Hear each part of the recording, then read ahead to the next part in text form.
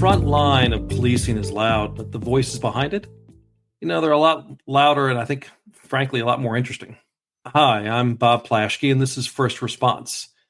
This is the number one podcast that takes you behind the badge and uncovers real stories and experiences of first responders from all walks of life and the topics that shape public safety today. If you're curious about the guy or the gal behind the hero, and they are indeed truly heroes, and the topics that they care about, take a listen. This is kind of your front row seat to hearing some of the really interesting voices out there, and more importantly, the heroes. This podcast is sponsored by Pepperball, where I have the honor to serve as CEO. Pepperball creates non-lethal alternatives to guns police use to keep themselves and the public safe. So today we're joined by Deputy Director of Public Safety of the Cottage Grove Police Department, Brad Petersen. And Brad has been on the force many years. We'll talk about that. Cottage Grove is based outside of in Minnesota, outside of Minneapolis. It's 50 or 49 sworn officers. Brad, thanks for taking the time today. The first question I'll ask you is, 50 officers, I think you said 50,000 citizens you serve. This feels like kind of, the ultimate middle of the road kind of, Mayberry RFD in kind of present day. This is a very typical police agency in the United States, would you say? Yeah, I would say it's very average. If you take a cross section of the United States, it's not too small, it's not too big, it's not inner city, it's not rural, very average. So we get a little bit of everything, but it's not too busy, and we're close to the metro, but not inner city either. So get a good mix, and it's very average. Well, I think that's, what's interesting. I try to describe policing to my friends in the United States. I tell them there's 18,000 agencies. And, from all they know is watching, kind of LAPD or Chicago PD or Blue Bloods. And there aren't any shows, frankly, for what is absolutely the vast majority of police agencies. Of the 18,000, probably 16,000 agencies look like yours, right? They're in the suburbs. They're taking care of, they have their share of crime. It's not particularly overwhelming. But it's what police do every day is keep people in communities like Cottage Grove safe. What kind of policing, what's typically what do your officers face on a kind of a day-to-day basis? What do they do? Again, different than if you were in the downtown streets of New York City. So fortunately, our officers don't spend most of their shift being reactive in nature, meaning that they're not responding to calls from dispatch or crimes in progress. The average officer on an average day might respond to 5 to 10 calls from dispatch. Of course, there's days that are slower, some days are busier, but that would be an average. Call load for an officer is about 5 to 10 calls per day. The rest of their shift is spent engaging with the community and being very proactive in nature, trying to prevent crime and establish relationships in the community and tending to the needs of our business districts, doing proactive patrols in neighborhoods, checking on our parks, all of that kind of stuff to be present and visible in the community, engaging with our citizens. Of course, there's some administrative time built in for writing reports and doing some trainings and other administrative tasks. But that's kind of what a typical day looks like for us. We talk a lot about on this podcast. We talk a lot about mental health and some of the challenges that police officers face.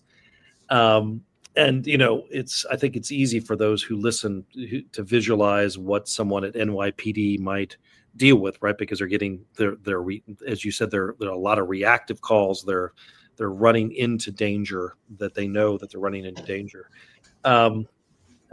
In that context, that's not what your officers face.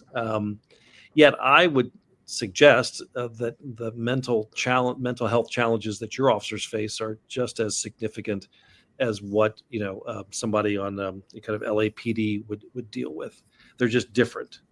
Um, this is, by the way, for folks listening, this is Police Week. This is a week that the United States takes out to honor the police force and policing in the United States. It's a big deal. And a lot of the discussions in Washington this week are around mental illness and a mental challenge and mental health for policing. So this topic is, near and dear to my heart, and I know to yours, Director Petersen. So in that context, walk me through what in kind of an average USA police force, which you guys are, what kind of mental health challenges do you guys face, and do your team, does your officers face? I'm not sure that it's a mental health challenge, but one of our challenges that we face is combating complacency, because our community is so safe, because we don't spend most of our day responding to crimes in progress. It's easy to get lulled into a sense of complacency and false security, where we drop our guard and fail to recognize the potential dangers that we're encountering, and that can be very dangerous for our officers, both physically and mentally, right? You could walk into a situation not mentally prepared, and it has tragic outcomes, and that can be shocking to your mental health, as well as your physical health. So we work very hard to keep our officers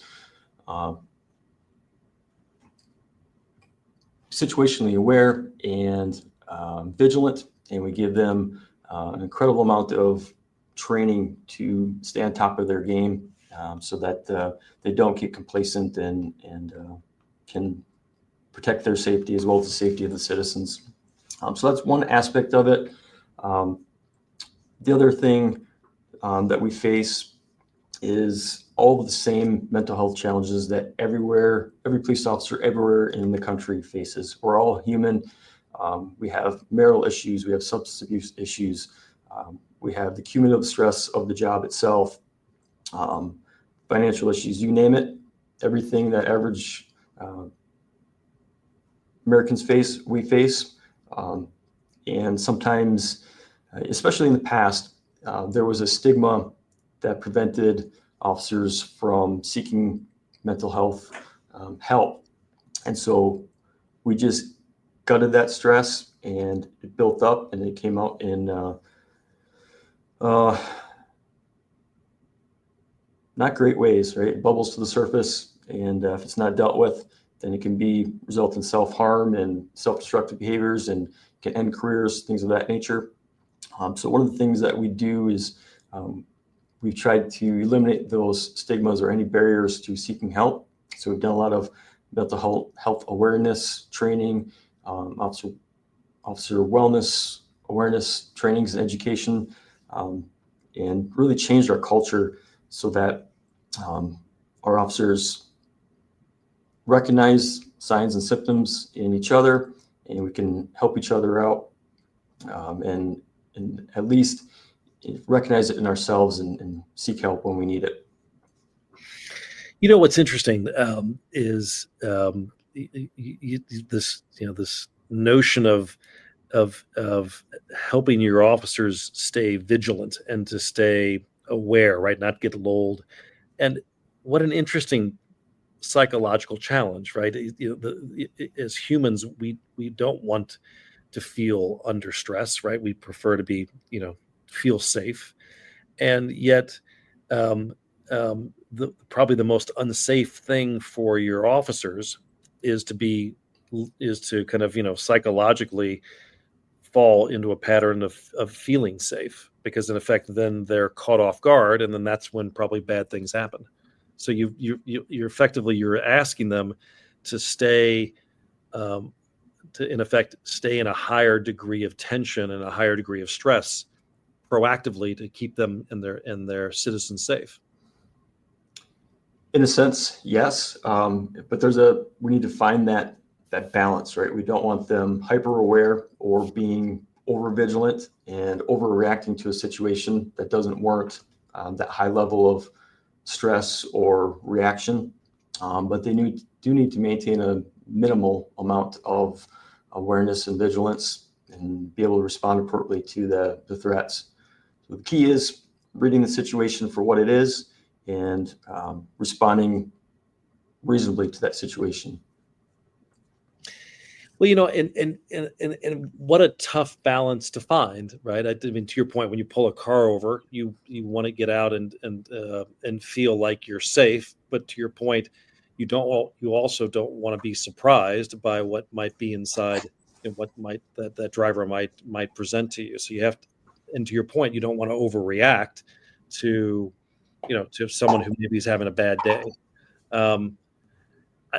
That's such a hard balance to find. And how do you train to help officers find that balance? Part of it is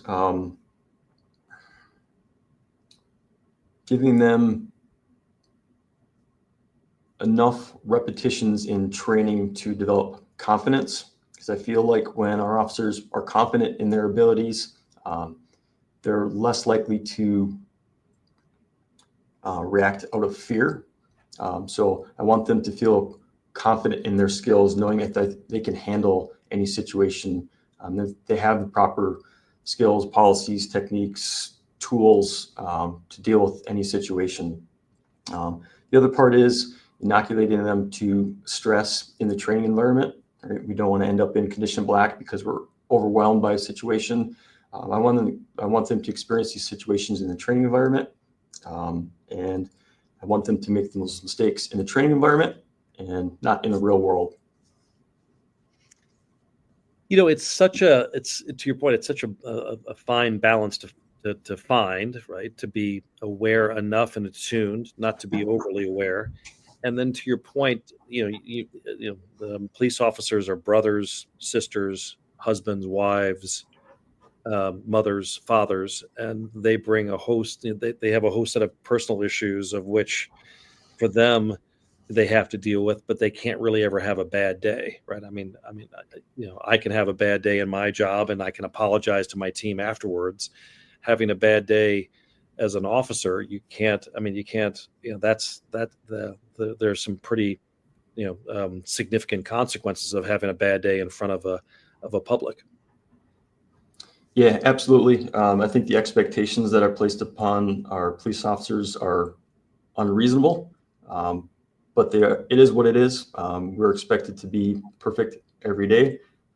That's not reality. I know it, you know it, but we need to give our officers the support and tools to help them be as perfect as they humanly can be on each and every day. Yeah, and you think about I'm biased. Pepperball serves police agencies across the country, and they're our customers. But I think it is a bit unfair, right? That if you're not perfect, you've failed. And if you have a sick child at home, that you still have to present a perfect face to the public. It's a high bar to ask of kind of a perfect execution. And it's, to your point, it's not realistic. And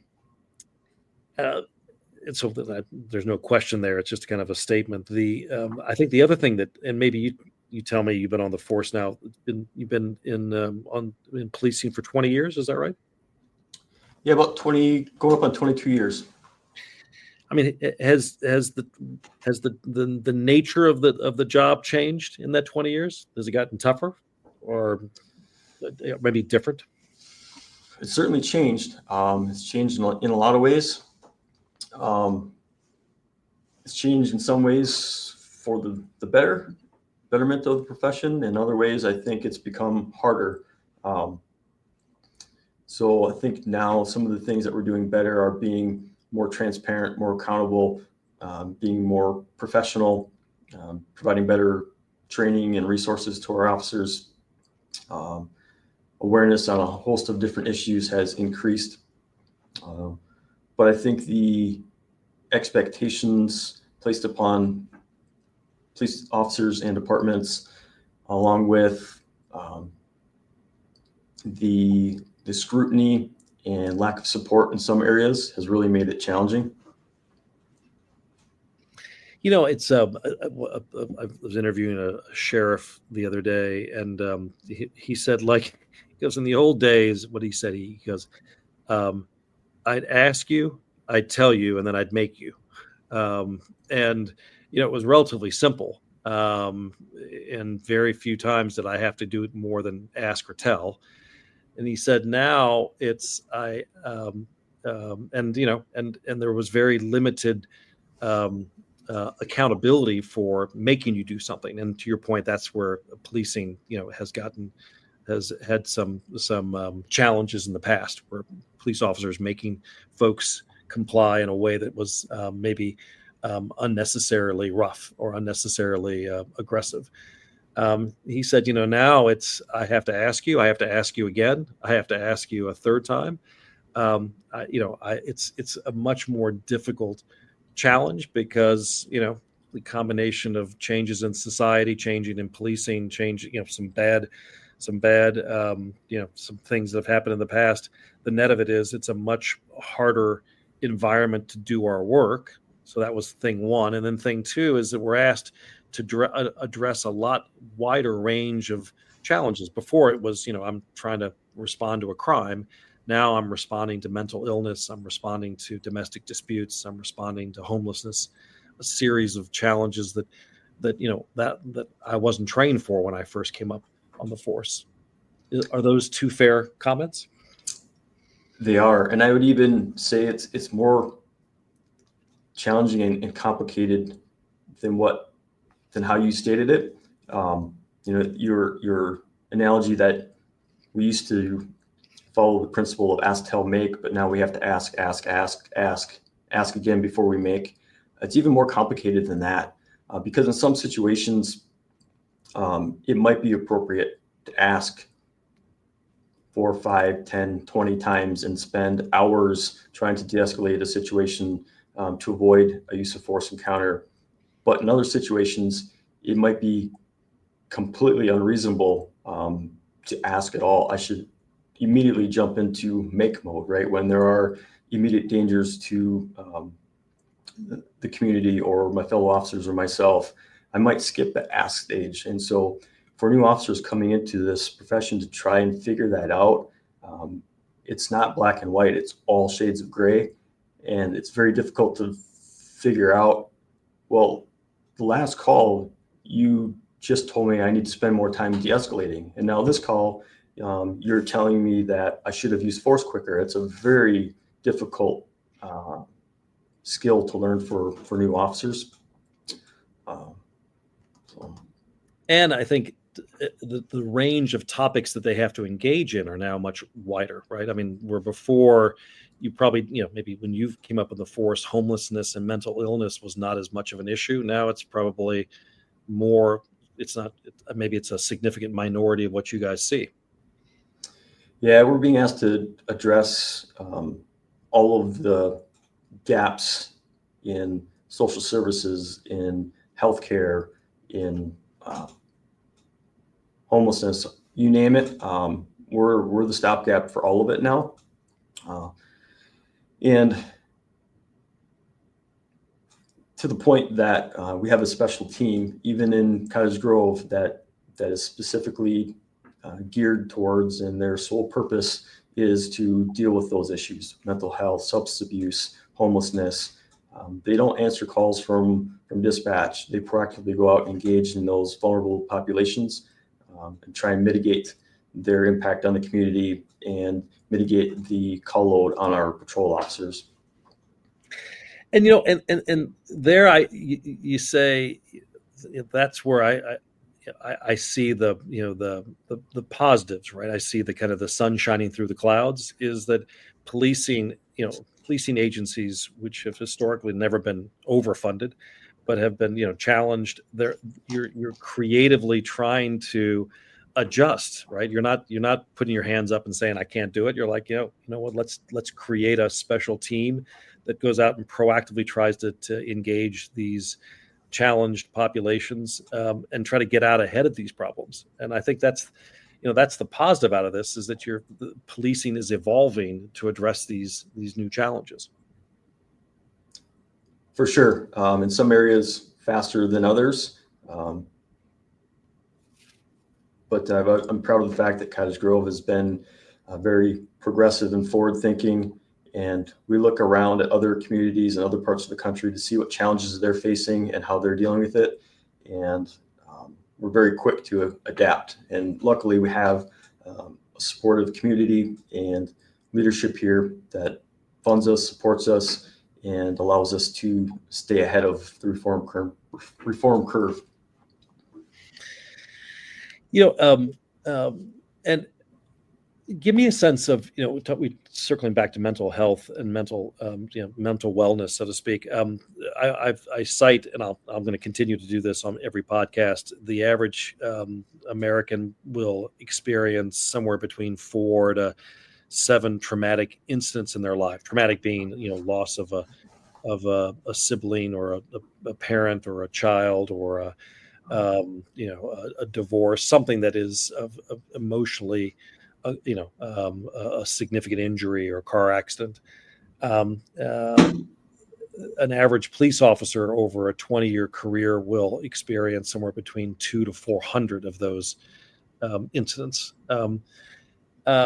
And so it's beyond non-trivial in terms of the amount of challenges officers face, even in more safer communities like Cottage Grove, because as we were discussing, one of the challenges would be just being, you have to be on alert every day, and you have to be on alert and know that you have to be perfect, and that you have to make these life or death decisions, and you never know when that's going to come. What do you guys do? I mean, how do you proactively try to address that? How many do you take time off? Do you put people in classrooms? Is it individual counseling? What's the program that you've created at Cottage Grove for mental health and wellness? So we've created a really comprehensive and holistic wellness program that really addresses all 8 dimensions of wellness. But in regards specifically to mental health, we've done a lot of mental health awareness training and education. When there are critical incidents, we do critical incident debriefings. We provide free counseling to our officers and their immediate family. Annually, we do mental health check-ins. We have a peer support team. We have a canine therapy. We have a chaplain program, a very robust mental health program here. So again, trying to get ahead of potential problems, address the fact that these traumas are real, they're unavoidable, and we can't let them build up until they bubble out in negative ways.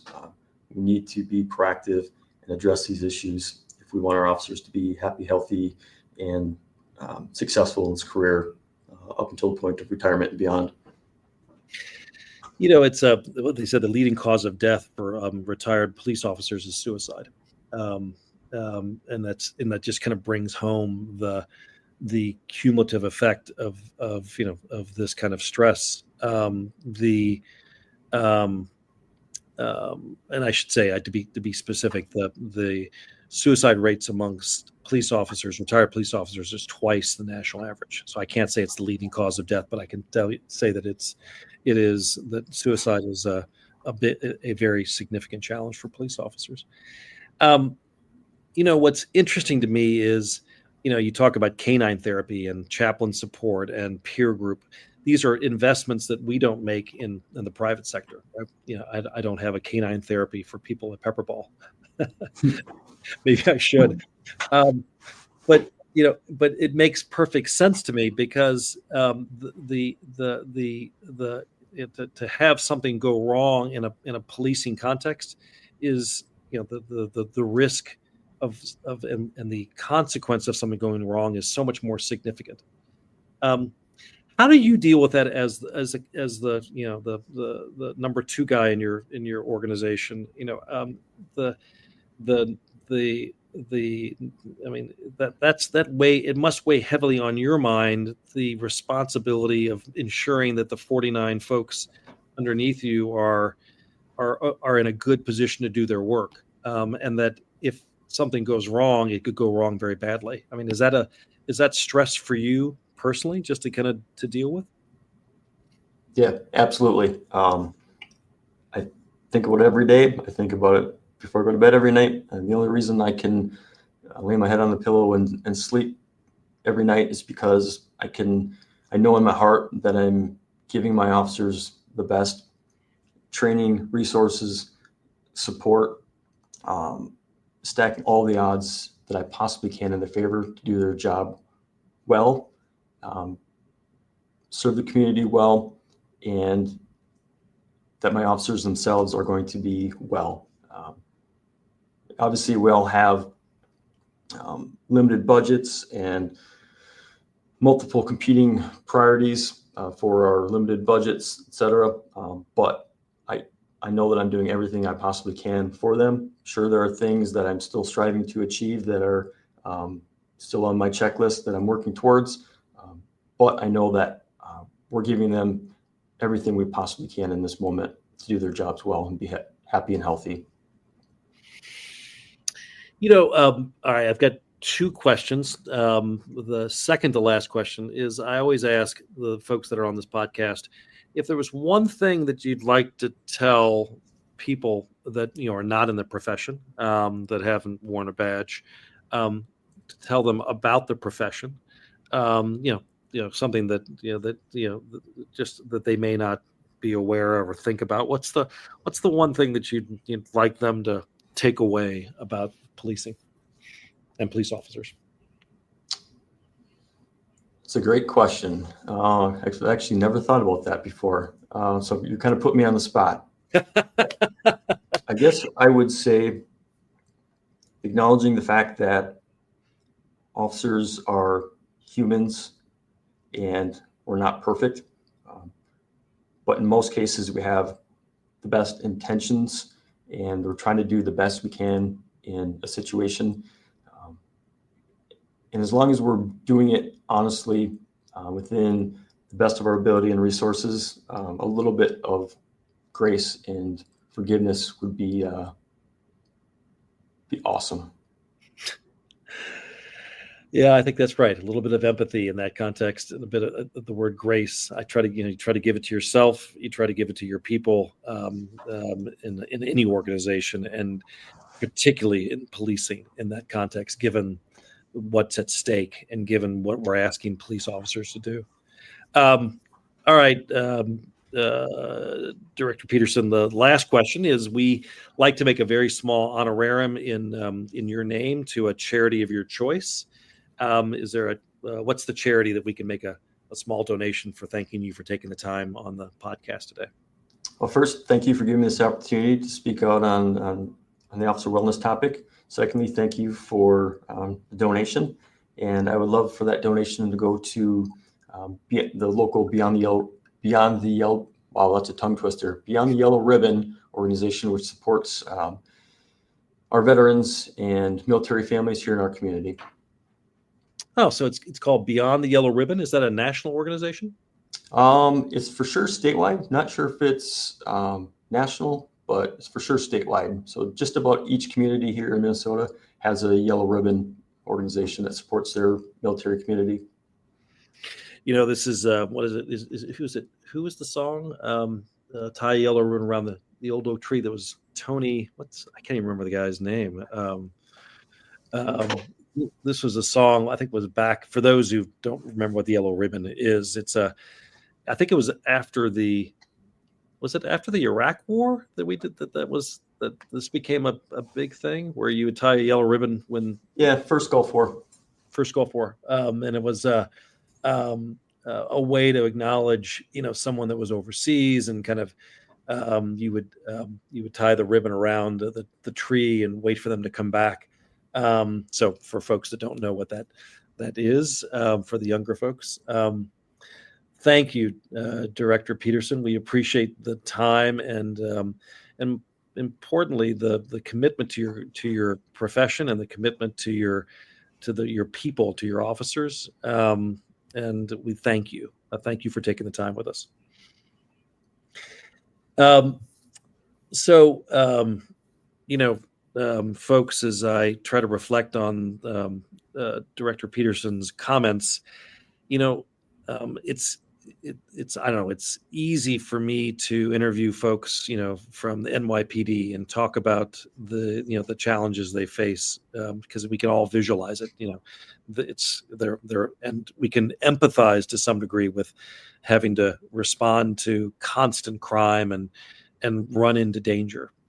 I think what is harder to empathize with, but as equally important, is what the average police agency in the United States and the average officers deal with, and that is living in areas that are not as crime, not as much crime, and where the officers are more kind of proactive in their policing versus reactive, and yet they face different but similar challenges from a mental health perspective. For them, it's how to stay aware and how to be ready for and how to be vigilant, not to be overly aggressive, not to look for trouble, but to make sure that when if trouble unexpectedly shows up, which it will, once a year, that they're ready and that they can respond. And you think about how difficult that challenge is,